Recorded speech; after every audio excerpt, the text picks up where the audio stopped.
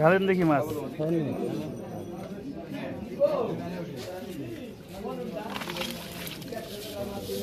অনেকগুলো মাছ না?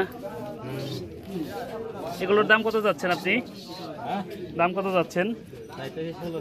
1600 টাকা না? চক থেকে ধরছেন? তারপরে কত? 800 দেই। কত হইল এখন?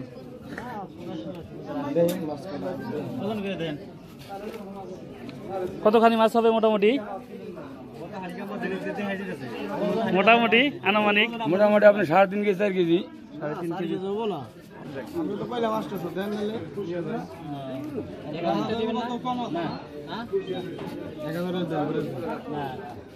দেবেন না?